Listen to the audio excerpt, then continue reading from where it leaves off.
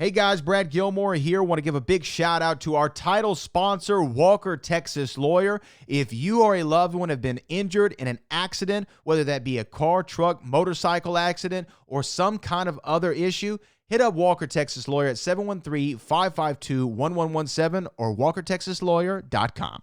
Oh, Brad, what have you done now? Broadcasting live from Houston, Texas, and around the world.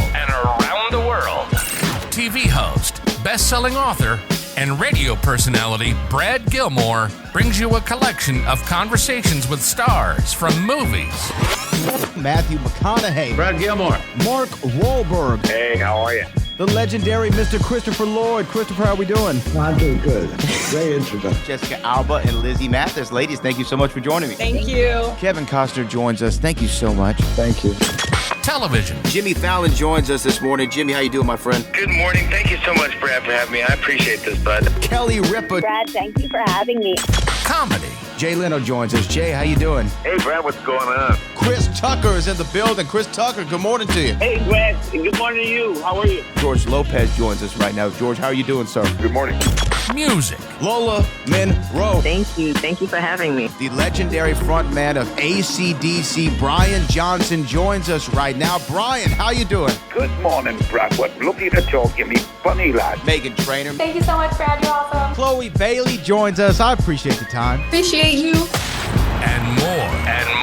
This is The Collection. Now your host, The Boat. Brad Gilmore!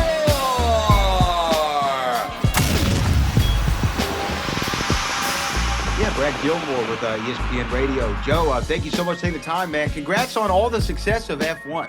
Thank you so much. Nice to meet you. You as well. Look, this film, and as I'm sure that you know, has such a unique feel to it. You make the people feel like they're a part of this experience. And I know when I talked to Jerry earlier this year, Jerry Bruckheimer, he talked about all the innovations that came with this movie. It was a complex film to put together. Very complicated, but all in an effort to, make you feel like you're in that Formula One car, which is something that Lewis Hamilton told me at the beginning he had never quite seen.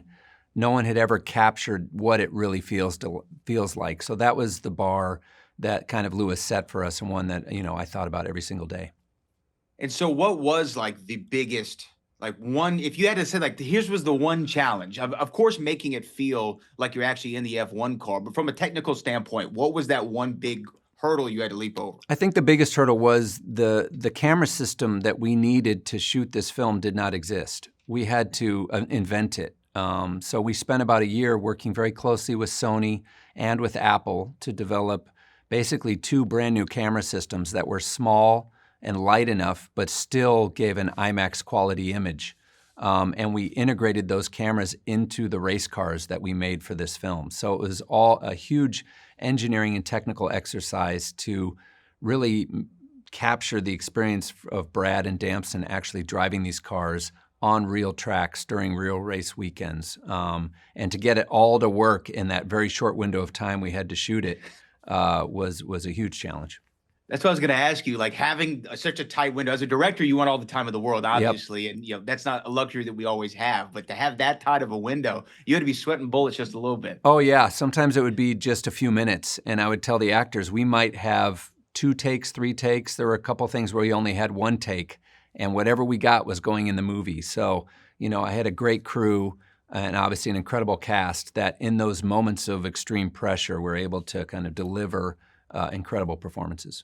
Brad Pitt feels like a director's actor, if you know what I mean. He's kind of like, okay, what do you need me to do? Yeah. I'll go out there and get the job done. Was he obviously he's great in the film, as is everybody, but he probably was like somewhat of a dream collaborator. He's incredible. He's an icon for a reason. He works very, very hard. It's not like he just shows up and he puts the time in. 4 months of training to learn how to drive these cars.